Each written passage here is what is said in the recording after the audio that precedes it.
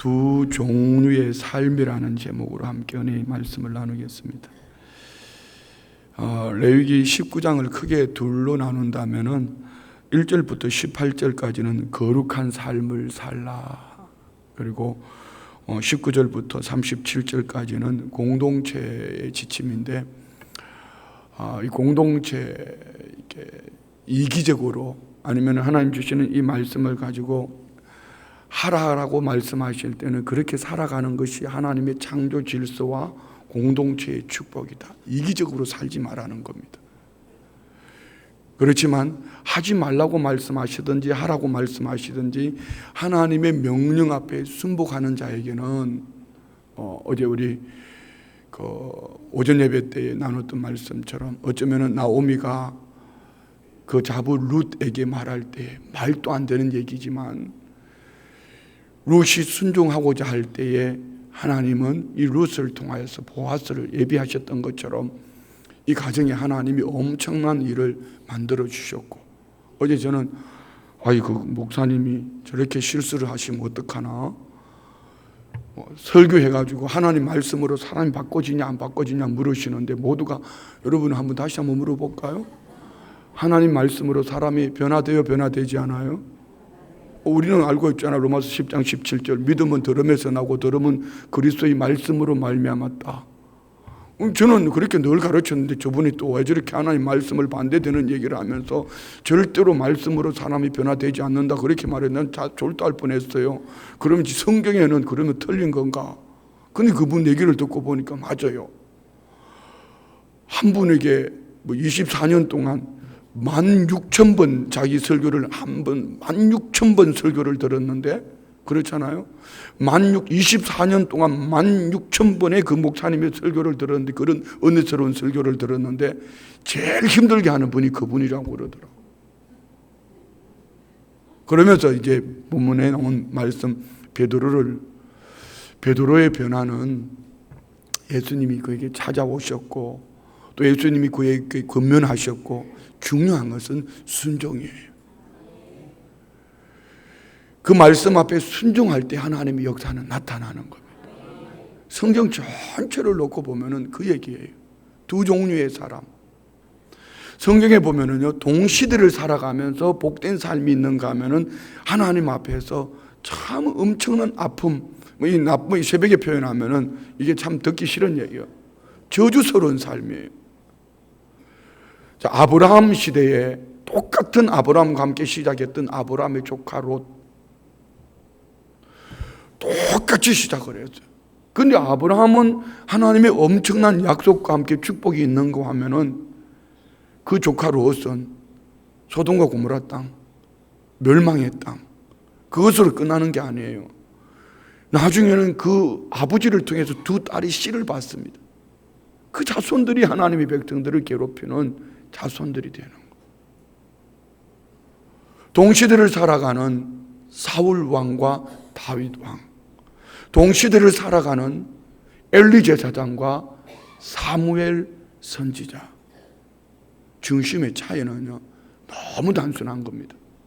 똑같은 하나님 앞에 있었고 하나님의 말씀을 들었지만 하나님의 말씀이 내게 말씀으로 와서 그 말씀을 믿음으로 하나님 앞에서 살아내리고 했던 그들을 통하여 하나님은 약속하신 말씀을 이루어가는가 하면은 자기 중심으로 이기적으로 살아간 그들을 통하여서는 엄청난 아픔, 저주스러운 삶이 열매를 맺는 거예요.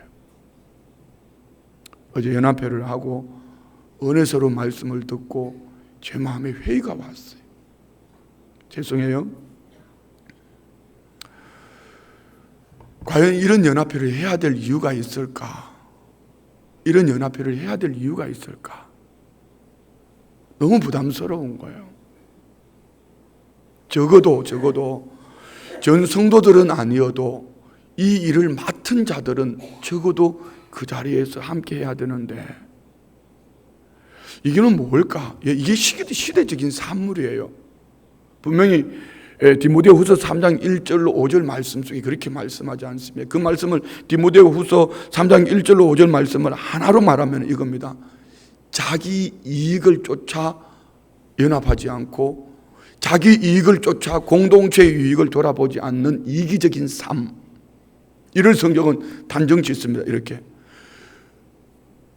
경건의 모양은 있지만 경건의 능력을 부인하는 삶. 성경은 딱 한마디로 이렇게 말합니다. 이 사람들에게서 돌아서라. 돌아서라는 얘기는 뭐죠? 하나님이 함께 하지 않겠다는 겁니다. 하나님 복 주시지 않겠다는 겁니다. 이게 말세에 나타나는 징조요, 말세의 교회들의 모습입니다. 그러면서 저는 더 다시 마음을 다잡습니다. 내가 목회하는 동안은 어찌하든지 우리 성도님들을 연합하는 일에 열심을 내게 해야 되겠다. 이것이 우리 교회와 아무 상관없는 일이라면 하지 않아도 괜찮아요. 춘천에 속해 있는 교회로서 이것이 하나님께서 지역 안에서 허락되어진 축복의 통로라면 이는 우리는 열심을 내는 그런 교회가 되어야 됩니다. 이유는 내가 마음에 들고 안 들고는 상관이 없습니다. 하나님이 허락하신 거예요.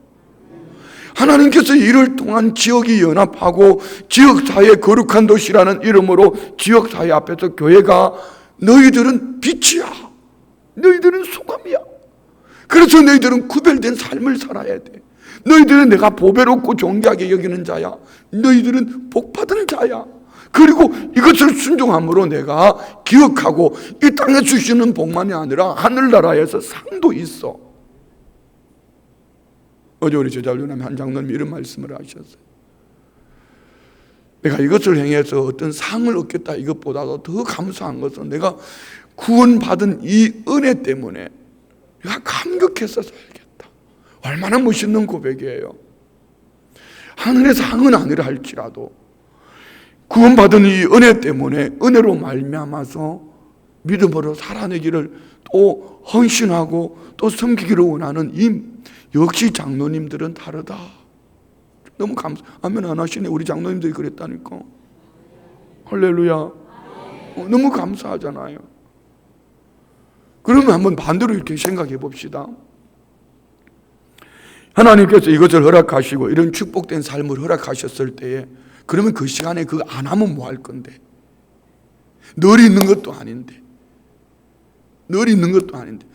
적어도 그것을 맡은 목회자도, 그것을 맡은 그 중직자들은 참석을 해야 될 거 아니야. 어떻게 대표 기도자도 안 하냐 말이죠. 물론 이유가 있을 거예요. 뭐 거기 연합회에서 무슨 거기도 연합회가 있어, 연합회에서 뭘 했다는 이유가 있을 거예요. 그러면 아예 거기에는 맞지를 말아야 돼. 우리 성도님들이 이게 왜 아침에 설백 설교를 시작하면서 이렇게 무거운 얘기를 하냐? 이 얘기가 오늘 본문의 얘기예요.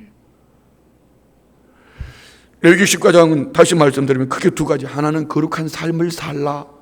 다른 한 가지는 공동체 안에서, 여기 오늘 본문에 보면 별 이상한 얘기까지 다 있습니다.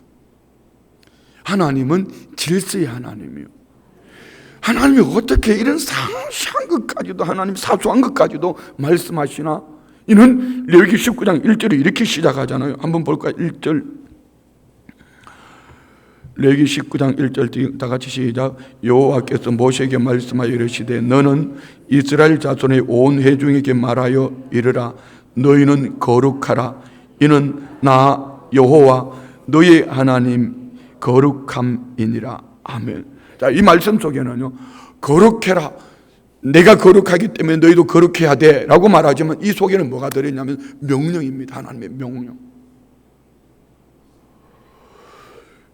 규례, 법도, 하나님 주신 법도, 규례, 10계명, 돌판에 새긴 거, 하나님이 주신 이 말씀, 명령은, 여러분, 명령은 우리가 지난번에 처음 PSP 할 때에 한 주로 선교사님을 큰 은혜를 받았는데 제 마음에 확 와닿았던 건 이겁니다. 하나님의 명령, 하나님 명령하실 때는요, 명령하는 자에게 책임이 있습니다. 그러나 그 명령을 듣고 순종하는 자에게는 하나님께서 명령하신 그분이 책임을 져줘야 되는 거예요. 그러니까 하나님의 명령 앞에 우리가 순종하면은 그 다음은 하나님이 책임져 주시는 삶이에요. 얼마나 감사해요. 우리가 모르면은 이리 가야 될지 저리 가야 될지 방황할 텐데 하나님이 이렇게 명령해 주실 때는 이렇게 살아라, 내가 너 책임져 줄게. 얼마나 감사해요. 그 하나님이 누구시죠? 우리 새벽에 지난주에 나눴던 시편 우리 121편 잠깐 한번 보고 지나갈까요? 시편 121편 1절부터 우리 한번 8절까지 읽어요. 다 같이 시작. 내가 산을 향하여 눈을 들리라. 나의 도움이 어디서 올까? 나의 도움은 천지를 지으신 여호와에게서로다. 자 보세요. 내 도움, 내 인생의 도움 어디에서 올까? 내가 산을 향하여 눈을 들리라. 산은 두 가지 상반된 것이 있다. 하나는 문제일 수도 있고요. 하나는 여기서 말하는 것은 성전입니다. 시온산. 나의 도움이 어디서 올까? 천지를 지으신 여호와 야훼 하나님, 과거와 현재와 미래를 주관하시는 택하신 자를 끝까지 책임져 주시는 야훼 여호와 하나님. 그분은 나하고 어떤 관계인가? 온 우주 만물을 창조하시고 나를 끝까지 책임져 주시는 관계 속에서 응답하시는 하나님. 얼마나 감사해요.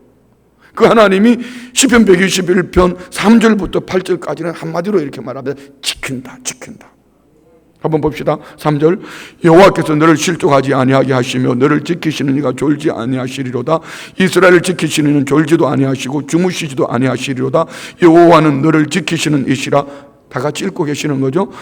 다시 한번 5절 시작. 여호와는 너를 지키시는 이시라. 여호와께서 내 오른쪽에서 내 그늘이 되시나니 낮의 해가 너를 상하게 하지 아니하며 밤의 달도 너를 해치지 아니하리로다. 여호와께서 너를 지켜 모든 환난을 면하게 하시며 또 내 영혼을 지키시리로다. 여호와께서 너의 출입을 지금부터 영원까지 지키시리로다. 좋으시면 아멘. 지키시는 하나님, 너무 감사하잖아요. 누구를요? 택하신 백성을. 누구를요? 과거와 현재와 미래를 아시고 온 우주 만물을 창조하신 하나님이 택한 백성들을 지켜주신다. 출입을 지켜주신다. 얼마나 감사해요. 그 하나님께서 명령하셨어요. 우리 어제 말씀 한번 그냥 읽고 넘어갈게요. 19장 11절부터 어제 말씀이 18절까지인데 11절부터 14절까지는요, 정직하고 선한 길로 행해라. 어제 우리 주일날 어제 이 말씀 큐티들 하셨습니까? 개인적으로? 뭐 그렇게 할 시간이 없으셨다고 생각하고 한번 이때 안 읽으면 읽을 시간이 없다니까요. 11절부터 14절까지 시작. 너희는 도둑질하지 말며 속이지 말며 서로 거짓말하지 말며 너희는 내 이름으로 거짓 맹세함으로 내 하나님의 이름을 욕되게 하지 말라. 나는 여호와이니라. 너는 내 이웃을 억압하지 말며 착취하지 말며 품꾼의 삭을 아침까지 밤새도록 내게 두지 말며 너는 귀먹은 자를 저주하지 말며 맹인 앞에 장애물을 놓지 말고 내 하나님을 경외하라. 나는 여호와이니라. 자, 내 이웃에 대해서 계속 말씀하시다가 하나님은 하나님을 경외하라. 나는 여호와이니라. 이렇게 말씀하시는 분이 누구냐 말입니다. 하나님입니다. 정직하고 선한 길로 행해라. 내가 이렇게 말했다. 나는 너희 여호와라. 이렇게 하면 하나님께서 내가 너에게 복 줄게, 이런 약속이에요. 그리고 15절 16절은 하나님의 공의를 따라 행해라. 하나님의 공의를 따라 행해라. 15절 16절 시작.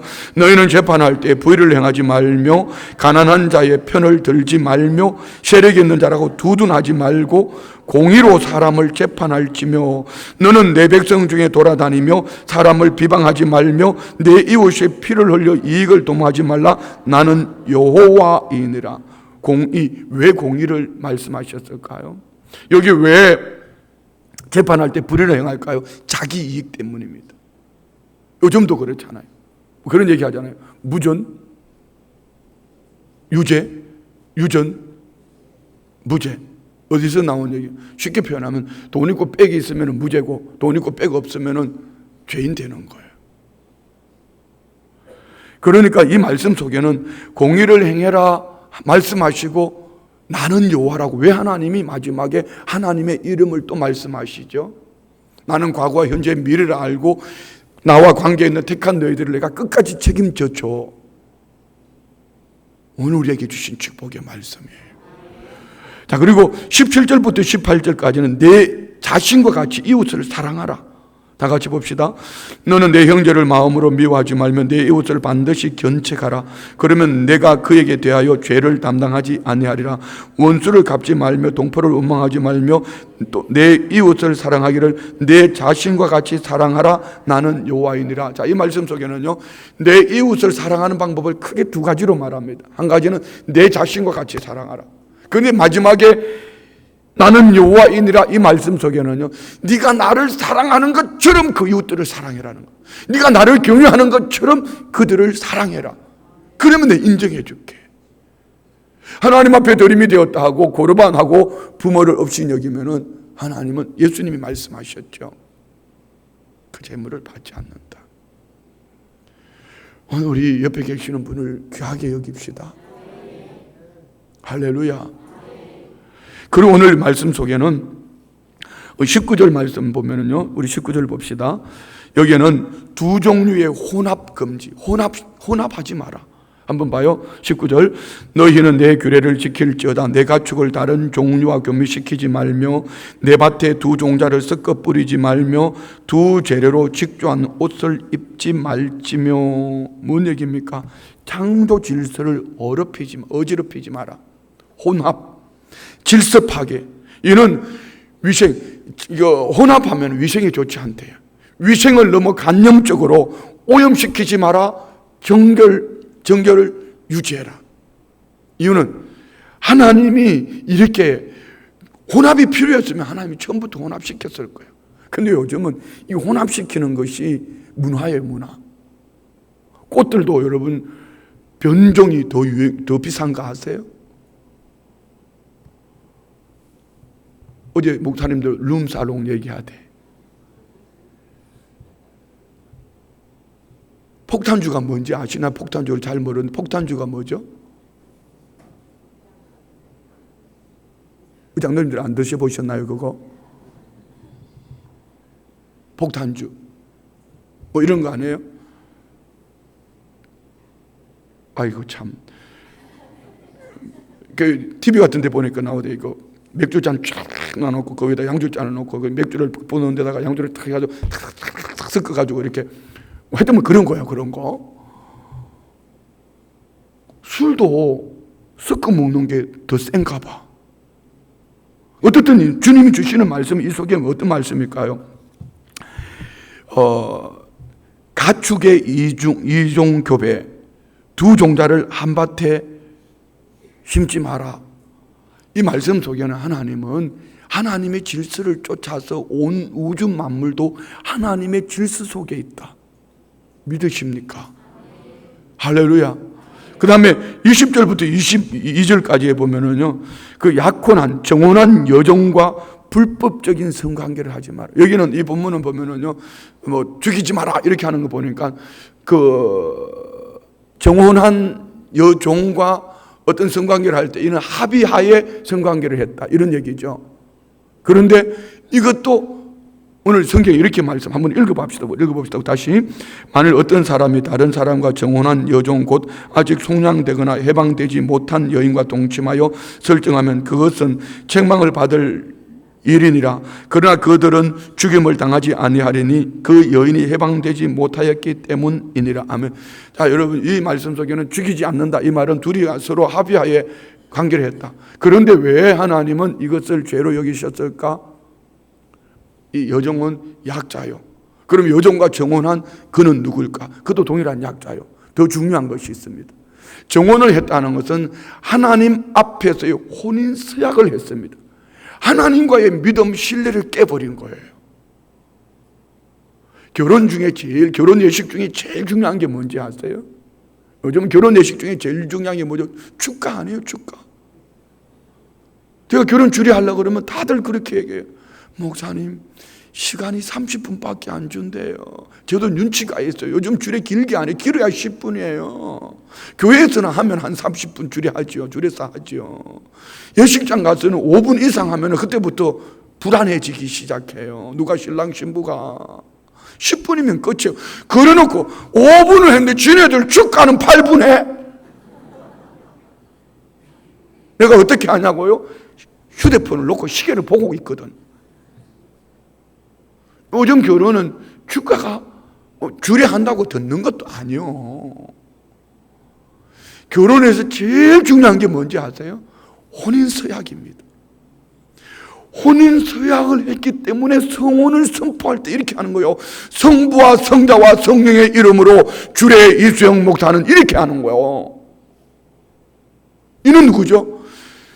성삼위일체 하나님 앞에서 서약한 거예요. 너하고 나하고 깨지는 거는 둘째치고 하나님 앞에서의 약속이에요. 깨고 싶으면 깨세요.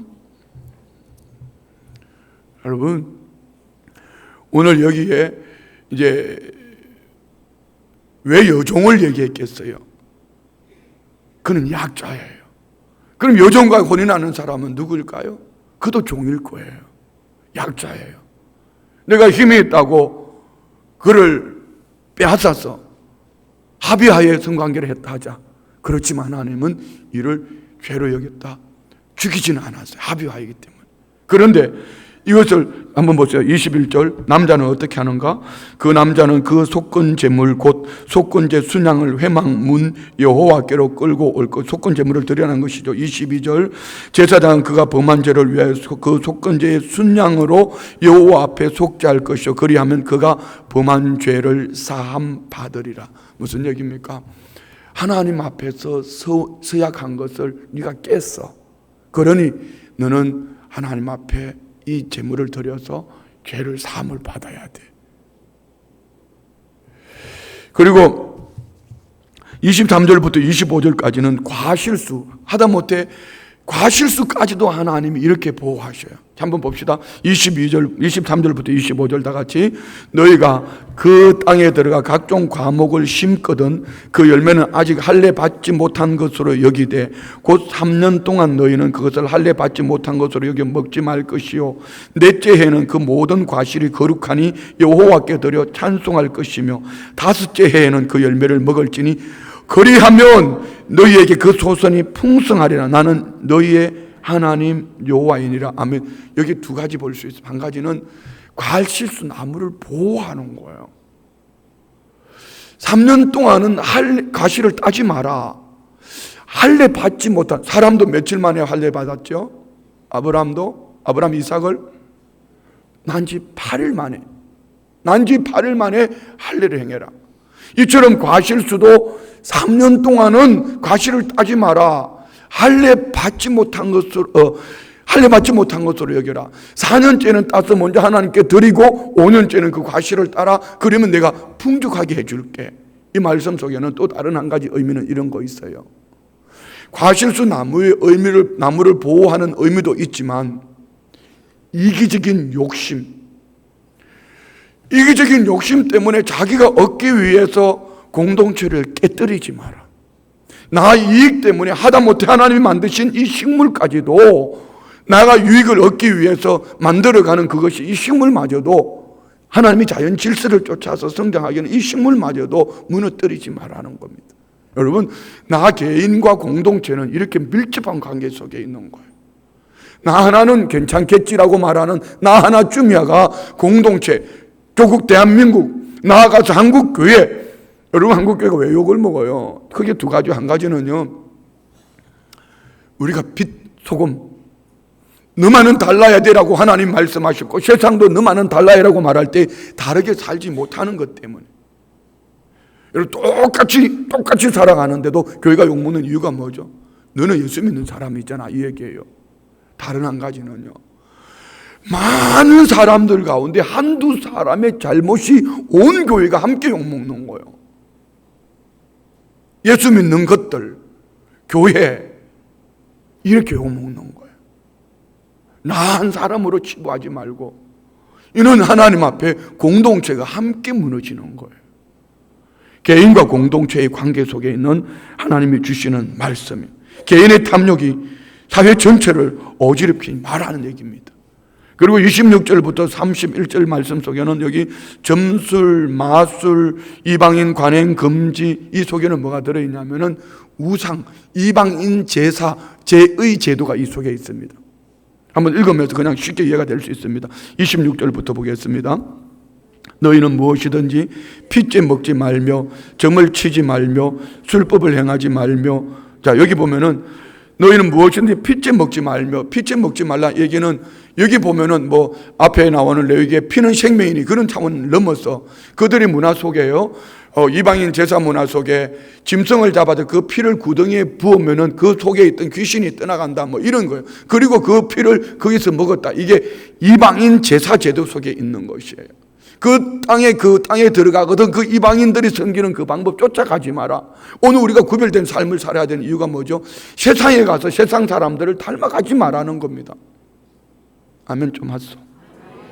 할렐루야. 그러는 거예요. 자, 그리고 보세요. 점을 치지 말며, 이건 당연한 거고, 술법을 행하지 말고. 자, 그리고 27절, 머리카락을 둥글게 깎지 말며 수염 끝을 손상하지 말고. 자, 이것도 마찬가지.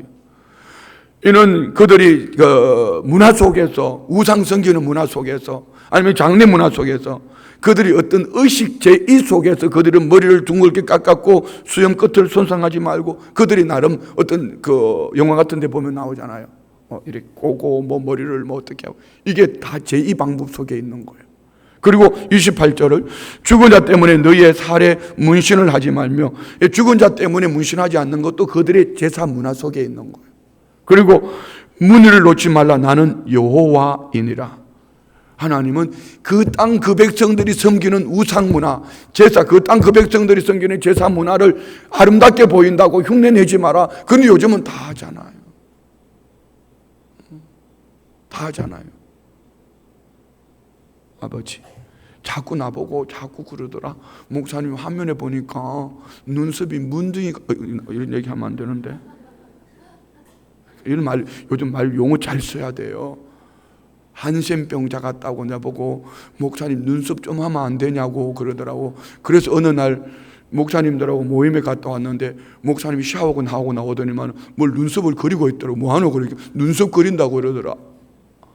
그러더니 뭘 끄집어내가지고 얼굴 찍어 바르더라고. 얼굴이 반짝반짝하더라고. 여러분들 얼굴이 뭐 반짝반짝하는 거 있잖아요. 그 나도 받아봤더니 얼굴이 반짝반짝하더라고요.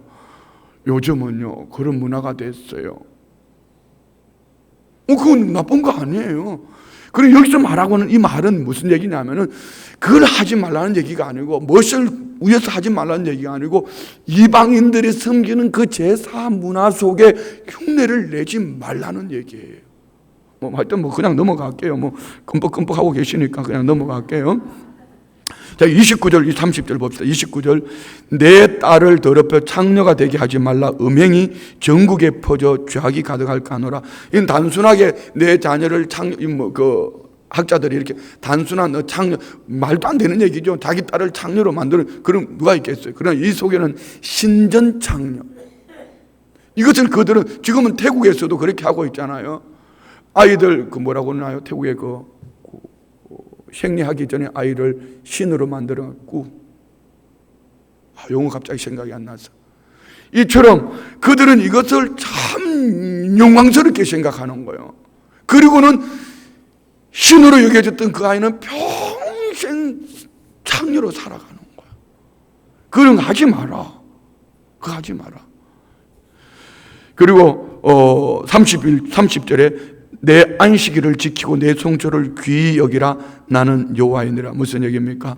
너희들은 이방신들이 섬기는 제2 문화를 쫓아 흉내도 내지 말고 어떤 모양도 따라가지 말고 내게 내 안식일을 지키고 내 성소를 귀히 여기라.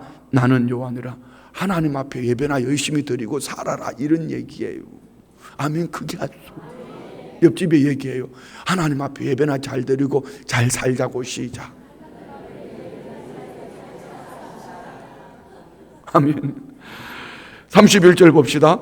너희는 신접한 자와 박수를 믿지 말며 그들을 추종하여 스스로 더럽히지 말라. 나는 너희 하나님 여호와니라. 뭐 같은 얘기죠. 꼭 끝에는 나온 말씀이 뭐죠? 나는 너희 하나님 여호와니라. 과거와 현재와 미래를 주관하시는 온 우주 만물을 창조하신 너희들의 삶을 책임져 주시는 하나님. 좋으시면 아멘. 32절. 이게 참 좋은. 오늘 제가 이렇게 사교구 찬양대를 보니까 센 머리가 3분, 4분이나 계시더라. 중년, 센 머리. 민 장로님, 김두식 장로님, 최 장로님. 샘머리가 뭐죠? 여기 나와 있습니다. 봅시다. 32절 시작. 너는 샘머리 앞에서 일어서고 노인의 얼굴을 공경하며 내 하나님을 경외하라. 나는 여호와이니라. 노인 공경해라. 이것이 하나님을 경외하는 삶의 한 중심이라는 거예요. 샘머리 옆에 계시는 분들 다 일어서서 앉아있지 말고 어르신들 옆에서 앉아서 있으면 안 되지.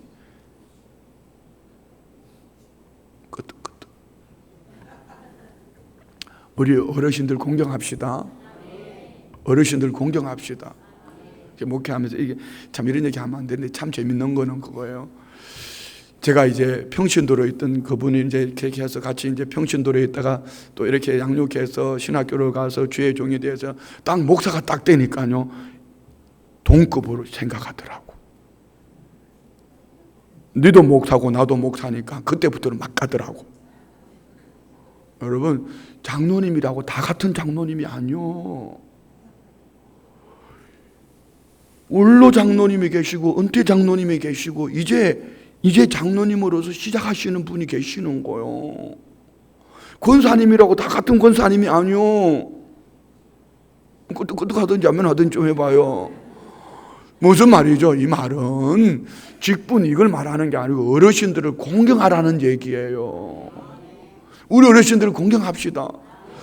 옆에 계신 분이 나보다 한 살이라도 더 많거든. 이렇게 내가 공경하며 살겠다고 시작. 그 얼굴이 젊어 보인다고 여러분 어리다고 생각하면 큰일 납니다. 호적을 뒤집어 봐야 돼요. 여러분 어르신들을 성경에 지금 그렇게 말씀하시잖아요. 이것이 나를 경외하는 방법이야 라고 말씀하셨어요. 다음 절 볼까요? 33절. 거류면이 너희의 땅에 거류하여 함께 있거든 너희는 그를 학대하지 말며 너희가 함께 있는 거류민을 너희 중에 나은 자같이 여기며 자기같이 사랑하라. 너희도 애굽 땅에서 거류민이 되었었느니라. 나는 너희 하나님 여호와이니라. 거류민을 학대하지 말라고 말씀하시면서 주시는 말씀이 뭐죠? 개구리 올챙이 시절 좀 알아라. 너 애굽 땅에 있을 때 너도 거류민이었다. 그 땅에 살면서 너희들을 얼마나 학대받았냐 이 얘기예요. 그건 지금 우리나라를 보면 너무 안타까운 게 그거예요. 혹시 우리 성도님들의 사업장에 거류민이 있거든. 그분들 잘 대접해야 돼요. 좀 더 후하게 해주셔요. 명절이 되면 오히려 더 후하게 해줘야 돼요. 우리는 돌아갈 고향도 있고 가족도 있지만 그들은 갈 수가 없어요. 하면 하시라니까. 그래서 지난번에 우리 이디오피아였죠. 이디오피아 그 주일 설교 때 한번 하고 난 다음에 춘천에 와 계시는 이디오피아 분들 모셔서 좀 대접을 하려고 했더니만은 춘천에 뭐 강대에 한 명 있다고 그러던가. 근데 그분은 안 오겠다고 교회라고 안 오겠다고. 그래서 그냥 무산됐어요. 어떻든 기회가 되면 이디오피아 분들 한번 모셔서 한번 좀 대접을 해드리고 싶어요. 왜? 그분들이 6.25 때 와서 우리 나라 지켜주셨잖아요. 그렇죠? 그랬더니 우리 장로님 한 분이 그러시더라고요. 맞아요 목사님. 그때 새까맣고 머리 꼬불꼬불하고 키 작은 사람들 집차 타고 다니면 유엔차 타고 다오면서 그분들이라고. 우리 장로님이 보셨다고 그러더라고. 어떻든 우리 성도님들 거류민들을 귀하게 여겨요. 아멘이죠. 한번 생각해 봐요. 지금 우리나라가 조금 잘 살게 되었다고 외국에서 와서 돈벌이 하러 온 그분들 없이 여기지 말아요. 우리 귀하게 여깁시다. 그런데 주님은 뭐라고 말씀합니까? 나는 너희의 하나님 여호와이니라. 그들을 잘해줘라. 내가 책임져 줄게 이 얘기예요. 다음 절 봅시다. 35절부터 37절까지 시작. 너희는 재판할 때나 길이나 무게나 양을 잴 때에 불의를 행하지 말고 공평한 저울과 공평한 추와 공평한 에바와 공평한 흰을 사용하라. 나는 너희를 인도하여 애굽 땅에서 나오게 한 너희 하나님 여호와이니라. 무슨 얘기예요? 공평하게 해라. 네게 좀 유익이 있다고 가서 굽신거리지 말고, 그 사람이 힘이 있다고 가서 굽신거리지 말고, 더 달아주고 더 계산해주지 말고 공평하게 해라. 참 이거 쉽지 않아요. 여러분 그렇지 않아요? 쉽지 않아요. 어제 제가 엄청난 아픈 얘기를 들었어요. 명절이 되면은 이제 몇 교회가 돈을 이렇게 좀 모아가지고 이렇게 우리 춘천에만 해도 미자립교회를 요즘은 비전교회라고 하는데 비전교회, 미자립교회를 우리 교회들은 막 이제 우리 교회 담임 목사 같으면 막 과일이 쌓여요. 그래서 이 과일을 막 교육자들을 통해서 이 집에도 퍼주고 저 집에도 퍼주고 뭐 이렇게 나눠 드립니다. 그걸 다 먹겠어요? 추석 때 과일은 2, 3일 내내 빨리 먹어야 돼요. 그렇지 않으면 과일이 상해요. 빨리 돌리는 게 좋은 거예요. 그런데 이 개척교회 누가 과일을 갖다 주겠어요? 그래서 몇 교회 올해도 보면 한 10교회도 안 될 거예요. 10교회도 안 되는 교회가 뭐 100만 원씩 뭐 50만 원씩 얻어가지고 한 140개 교회를 과일을 돌렸어요. 그러고 난 다음에 이번에 이제 연합회 할 때 이번에 오시는 목사님이 부흥에 대한 아주 참 대단한 은혜가 있는 분이 오십시오 그랬더니만 그거 오라 그러려고 과일 줬냐고. 아버지, 그런 마음으로 어떻게 목회를 할까? 그런데 또 한편으로 이렇게 생각해 본 거야. 얼마나 아프고 힘들었으면 그랬을까? 얼마나 큰 거에 때문에 스트레스를 받았으면 그랬을까? 이 개척교회에서 오시면 다 가, 빨리 가. 속으로는 가라고 해놓고 손을 왜 땡기는지 몰라. 여러분, 그거예요. 큰 교회 왜 오셨어요? 그냥 뒤에 어정쩡하게 편하게 있으려고요? 그거 아니에요. 차라리 여러분의 속속들이 알아서 기도해 주시는 개척교회, 그게 훨씬 더 좋을 수도 있어요. 그분들이 얼마나 아팠으면 그런 생각을 했을까? 돈을 모아서 과일 갖다 대접을 해드렸는데 그 교회 부흥하는데 힘이 좀 되라고 전화를 드렸더니만은 그 오라 그러려고 과일 줬냐고 그렇게 말을 하는데 얼마나 여러분 생각해 봐요. 우리 섬길 때 잘 섬깁시다. 섬길 때 그 분의 형편을 생각해서 섬겼으면 좋겠어요. 공평했으면 좋겠어요. 그런데 오늘 19장 37절의 끝은 이렇게 끝냅니다. 봅시다. 37절 시작. 너희는 내 모든 규례와 내 모든 법도를 지켜 행하라. 나는 여호와이니라. 내 모든 규례 새겨준 거 뭐죠? 돌판에 새겨준 거 10계명입니다. 법도. 그리고 끝내는 말씀이 나는 여호와이니라. 계속 하나님은 말씀하시고 나는 여호와라고 말씀하시는 이유가 어디에 있죠? 나는 온 우주 만물을 창조한 과거와 현재와 미래를 아는 너희들의 삶을 책임져 주는 자야. 이런 얘기. 자, 여기 오늘 이 말씀에 두 종류의 삶, 어떤 삶이죠? 이 말씀을 쫓아 믿음으로 순종하고 나아가는 아브라함이 있는가 하면은 사무엘이 있는가 하면은 다윗이 있는가 하면은 똑같은 은혜 속에 살면서도 자기 이익을 쫓아가는 자기 욕심으로 쫓아가는 사울, 자기 중심으로 살아내는 엘리 제사장, 그들의 삶은 멸망이었다. 그러나 아브라함과 사무엘과 다윗은 하나님이 책임져 주셨다. 우리 성도님들은 어느 편에 서 계십니까? 하나님이 돌보아 주시는 여호와 하나님의 복된 삶이 우리 성도님들 안에 있으시기를 주의 이름으로 축원드립니다. 기도하겠습니다. 하나님 아버지, 오늘 우리의 삶이 하나님 아버지 앞에서 살아내기를 원합니다. 무엇을 하든지 하나님의 선한 손길에 인도하심을 받기를 원합니다. 천지를 지으신 여호와 하나님, 지켜주시는 야훼 하나님, 우리의 삶의 주관자 주인 되어 주옵소서. 믿음으로 순복하기를 결단합니다. 예물 올려드립니다. 성경금 드립니다. 11조 예물 드립니다. 구역금 드립니다. 상조금 드립니다. 21일 작정 예물 드립니다. 각종 감사 예물 드립니다. 자녀 소원 예물 올려드린 예물 기도 제목 마음의 손 그 중심 가운데 역사하시고 때에 맞는 삶으로 인도하여 주시기를 복의 복을 더하여 주옵소서. 루처럼 베드로처럼 받은 말씀 순복하여 하나님의 뜻을 이루가며 부족함이 없게 하옵소서. 예수님의 이름으로 축복하며 기도드리옵나이다. 아멘. 할렐루야.